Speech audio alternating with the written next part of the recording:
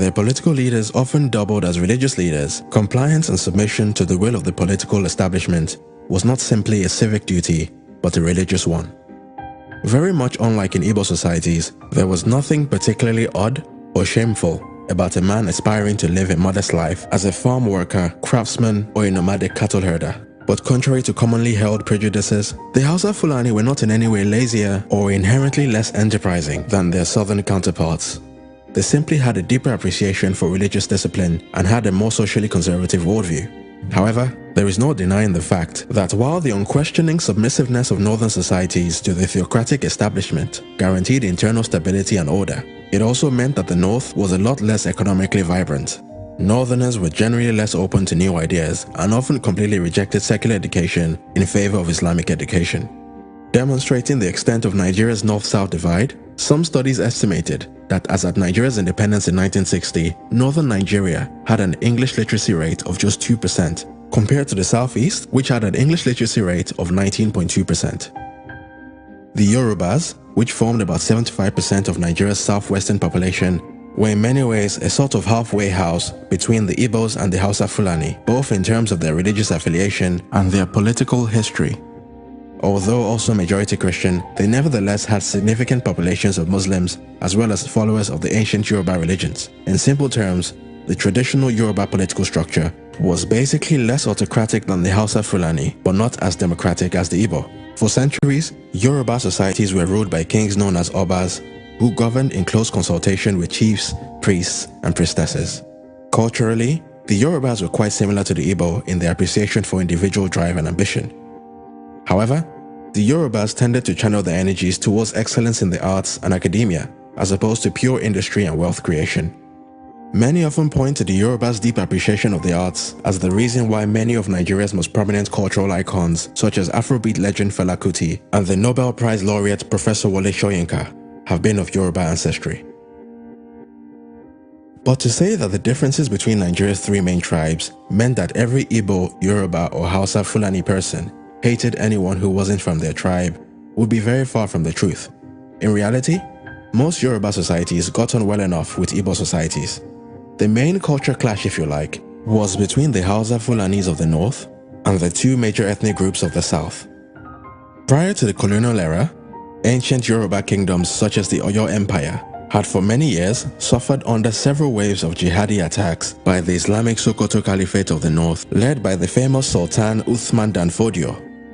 Now, although the Igbos did not have a similar history of warring with the Hausa Fulani, the British colonial enterprise would create the perfect environment for the sharp differences between these two tribes to be brought to the forefront. In 1914, British High Commissioner Frederick Lugard effectively created the country we know today as Nigeria by bringing the northern and southern regions together in the now infamous Nigerian Amalgamation of 1914.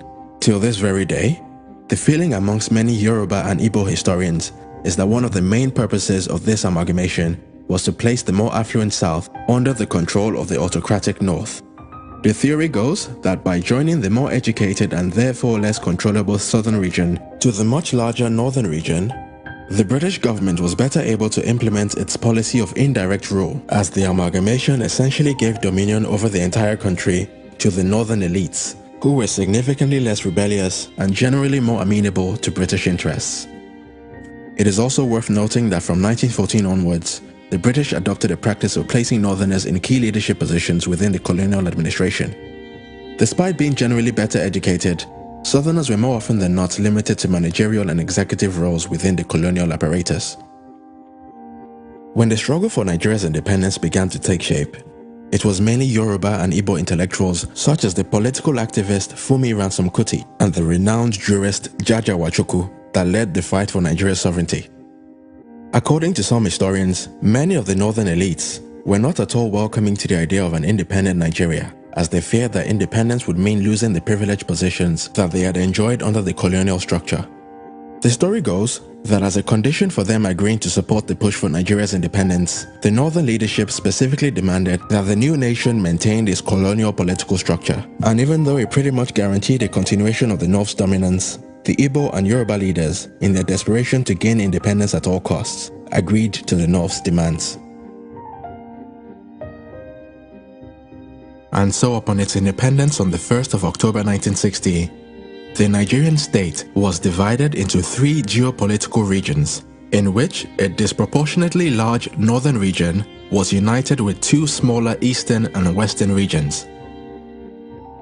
Nigeria's British-style parliamentary government was led by its first and only Prime Minister, Alhaji Abubakar Tafawa Balewa, the northern co-founder of his political party, the Northern People's Congress.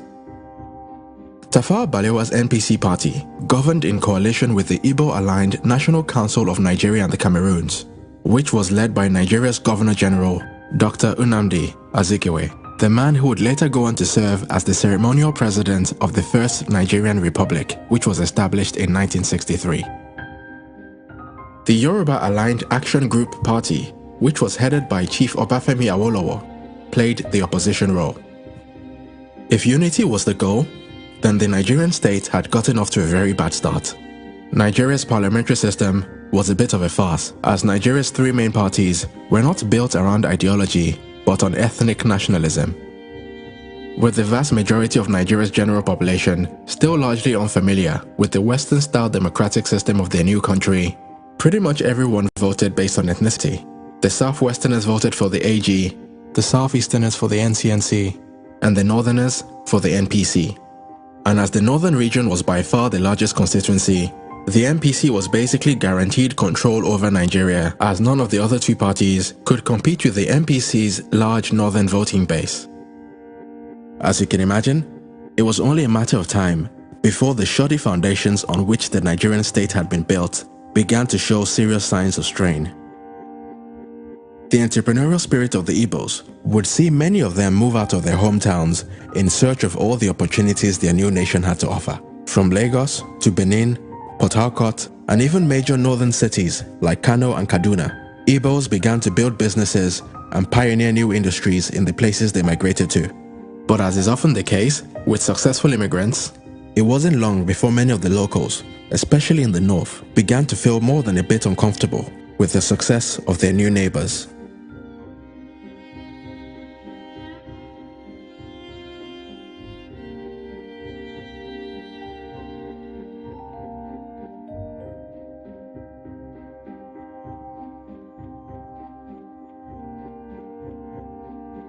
One thing I've noticed, Premier, while I've been here, is that Northerners seem to have, I might almost call it, obsession about the Igbos. Could you perhaps explain that to me? Well, the Igbos are more or less the type of people whose desire is mainly to dominate everybody.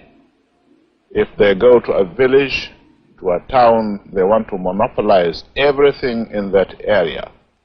If you put them in a labor camp as a laborer, within a year they will try to emerge as headman of that camp, and so on. Well, in the past, our people were not alive to their responsibilities, because you can see from our northernization policy that in 1952, when I came here, there weren't 10 northerners in our civil service here. Then I tried to have it northernized, and now all important posts are being held by northerners. Is this policy of filling all key posts in the north solely with northerners and not with other Nigerians a temporary or a permanent one? In actual fact, what it is a northerner first. If you can't get a northerner, then we take an expatriate like yourself on contract. If we can't, then we can employ another Nigerian, but on contract too. This is going to be permanent, I should say, as far as I can foresee, because it will be rather dangerous to see the number of boys who are now turning from all our learning institutions, coming out with having no work to do. I'm sure whichever government of the day might be, it will feel rather embarrassed, and it might even...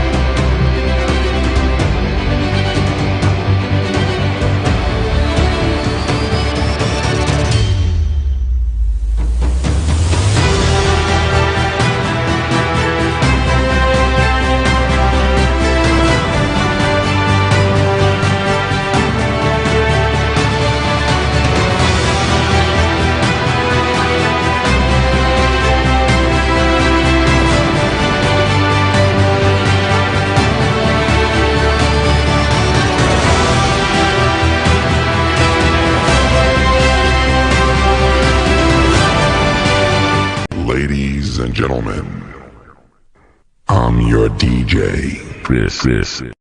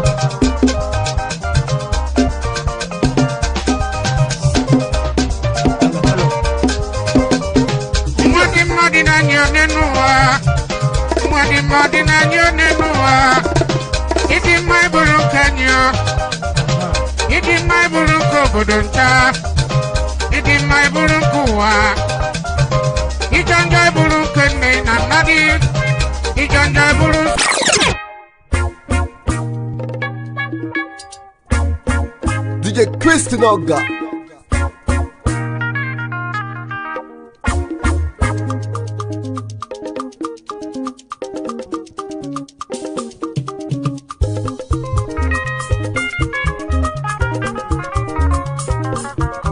Ladies and gentlemen, I'm your DJ. This is it.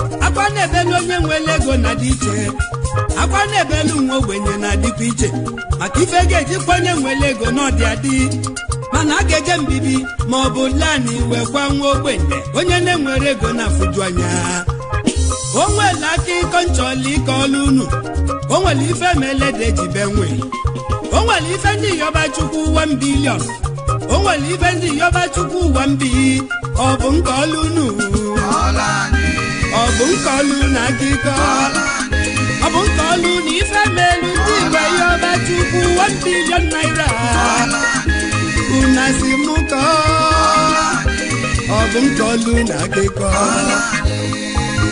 onwere ofu mbọsị ntetelu lana ndeli iwe ego wee webe mụ mgbe nọdụ anyị wee bido chebe ụwa m wee cheketa ụwa m sekpụla anyị wee kpebebele wee yọba chukwu kele ụwa dododo achọlụ ka ịgọzielu ụmụ ndị oyi m ka ịgọzielu ụmụ ndị oyi m mmadụ 20 ka inyefe 1 billion naira mgbe gwachukwu kelu wa biko ọ bụrụ na ịnụ lebele m biko mee ka kọtin mụ meghalịa obele oge kọtin m wee meghalịa wee were obele okwukwe kwụlụ ọtọ wee na-anya na windo m ọ bụrụ na windo m yoye mgbe jeze mechie windo m wee kpọkwa chukwu kelu wee n'iwe ọ dịka ọ dị ikuku bụ ya lili kọtin m ọ bụrụ na ịnụ lebele mbelu gị chukwu olisa dịka omeze ka kọtin m meghalị ọzọ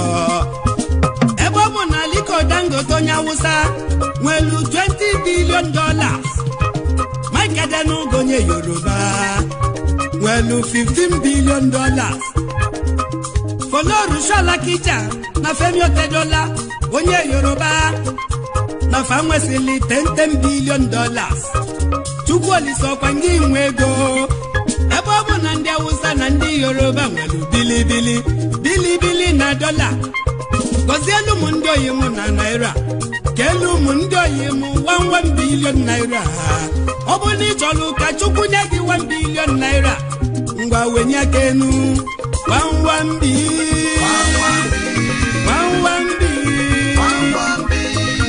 billion naira 1 billion naira ego Chukwu abịa gwụọ ọkwa Chukwu nwee ego 1 billion naira ebele nne-elu ndị oyi Chukwu Olisa dododo gozielu m ndị oyi ebe ọ bụ na Aliko Dangote onye Awụsa nwere $20 billion ebe ọ bụ na Otedola onye Yoruba nwere $10 billion gozielu m ndị oyi m na naira 1 billion naira gozielu m ndị oyi m na bilibili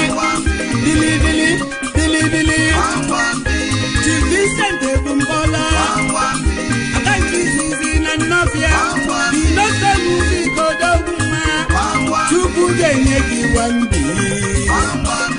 ngwa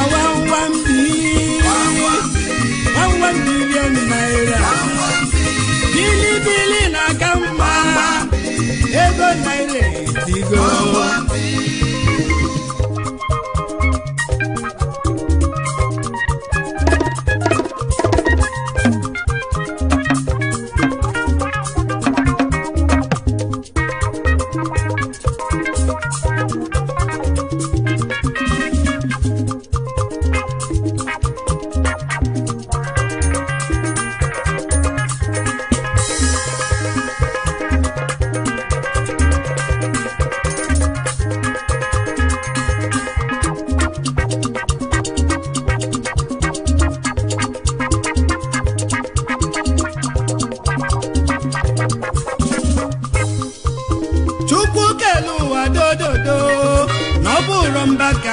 obi na baloge n'ọkwa na iyo isi n'ife ọbụla n'iyolu na ị ga-emela anyị eme nwata ka emeli ibi ya eziokwu na obi ga-adị ya mma ebe ọ bụ na ndị Awụsa na ndị Yoruba na fa nwere $billion ya ka nji wee debe afa ndị oyi m n'akwụkwọ nyaba akwụkwọ ka nji wee bịa Chukwu Olisa ebe ọ bụ na ndị oyi m akpatasị ego fadị na million Chukwu Olisa n'isi na nwa mụla m ga-eto na nwata dosi ọdụ ogbe igbe nwata gbesi igbe n'oge eje ije nwata jekata ije na ọ ga-agba ọsọ o nwere ndị ego fafọlụ $30 million olue 1 billion Chukwu Olisa melụfi ya o nwere ndị ego fafọlụ $400 million ka olue 1 billion naira Chukwu Olisa melụfi ya o nwere ndị nke fafọlụ $700 million ka olue 1 billion na o nwere onye Chukwu kelu n'ụwa ka afụfụ anyị lụọ obere ọlụ ka anyị nwee nnekwu ego anyị gbasafịa ka anyị lafịa ọfụma ebe ibe anyị ga-elụtọ anyị ji anya na ọ bụrụ na ị chọrọ ka Chukwu kelu ụwa nye gị 1 billion mgbe nye aka elu ngwa 1 billion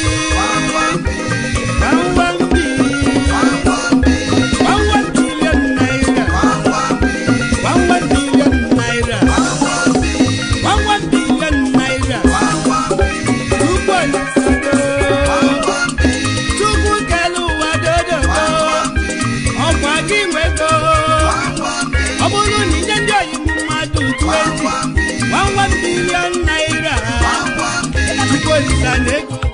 Ebe mo jare ko lo bilongo na degu. Mane arusi, one of the agba meje monu brother. Anye jema. Nuna kodio. Nchiche se wale ba. Awusa lo buru kano pinde manu abalaga. Papodo buru uyelu nde manu no nime ya. Ebe mo. Ojuku bucket again. Ajuku bucket again. Anye tima. Mbodona lo ireneba. Abu amada kuganye shabro munedi na biana. Awu weri yege mele mo mama. Tango kumo. Ajogu kelugu brother onukala. Ebanye jina rose. Ebanye jaroda. Ebanye dangungo. Ebanye jina ngungo. Keke na pepe. Taxi drivers. Tampo drivers. Okada pepo. Ufodu jaroda. Mwe beji beti mpere. Ufodu jaroso. Beji beti maroda. Keke na pepe. Island.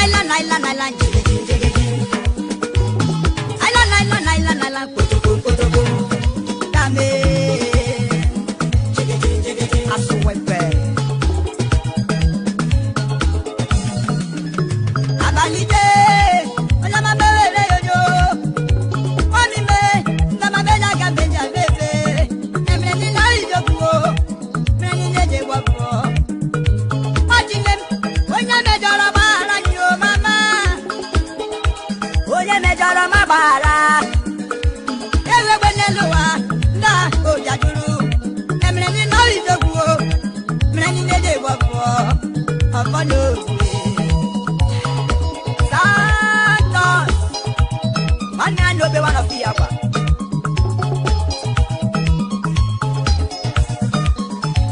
Sipenem, sama bede mone jambebe. Papa wati mangada. CEO, international gospel, alias Babarikas, Womenage, one of the agua. Agarela gema, worldwide.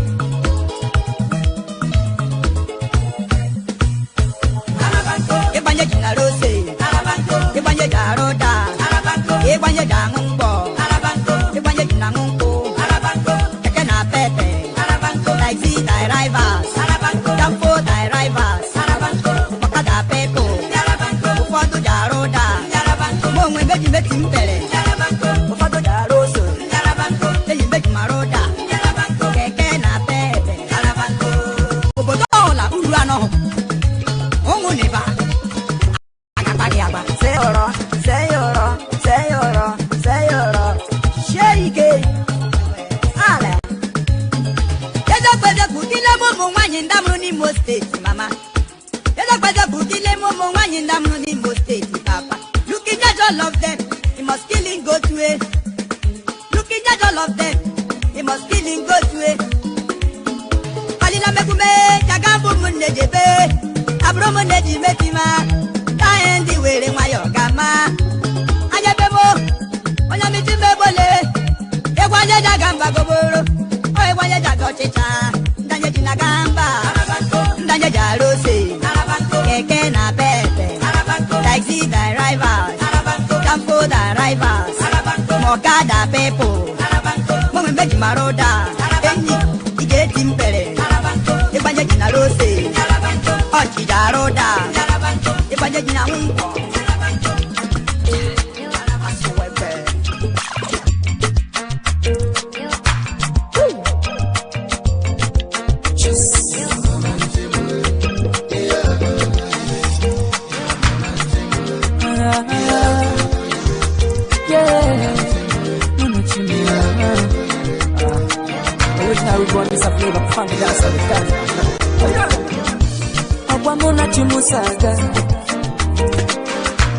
Ogwamuna chimusaga nenuano.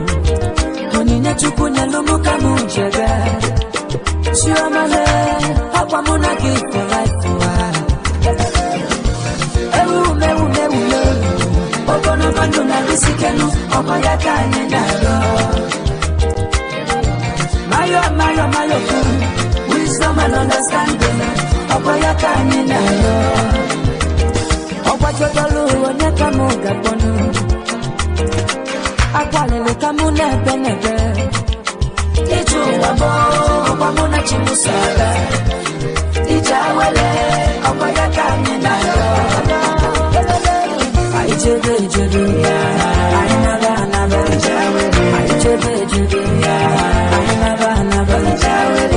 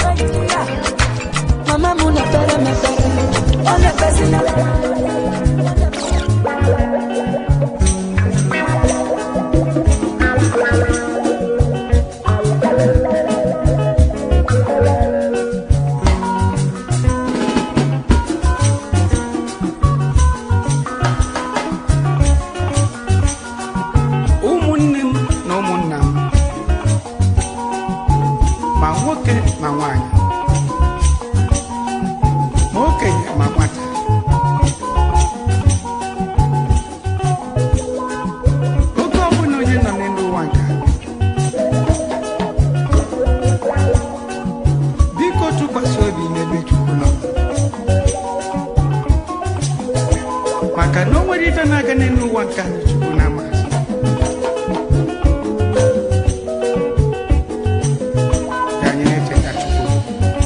Before Bunani never know.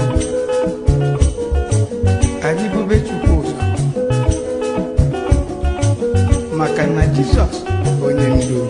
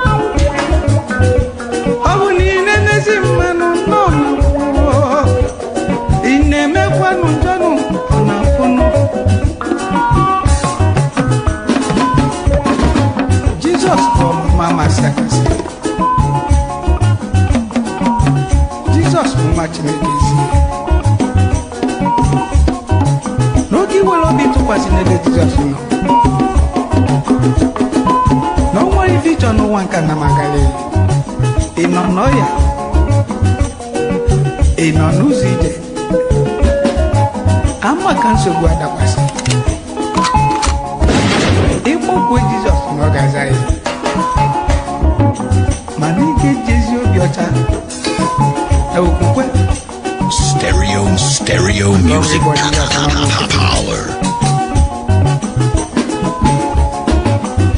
Jesus Ubonyendu, Jesus Ubonyendu, Jesus Ubonyendu, Jesus Ubonyendu, Jesus Ubonyendu,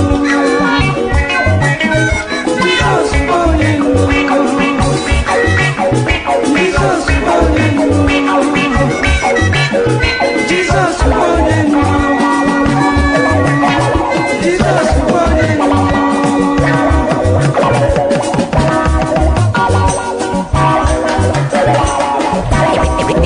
En tu bocina, la familia musical. En tu bocina.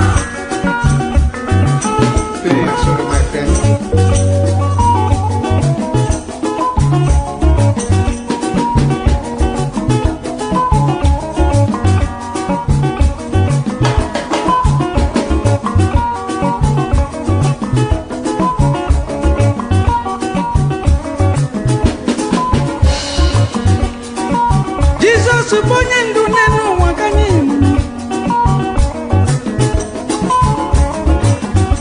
onye na-etezi wanu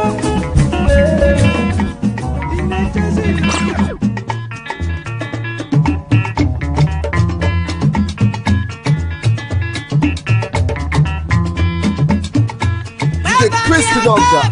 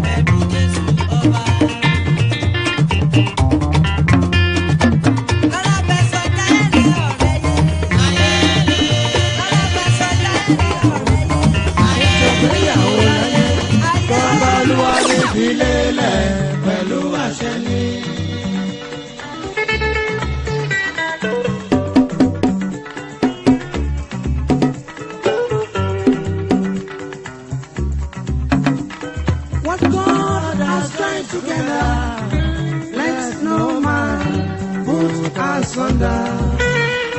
What God has joined together, let no man put asunder.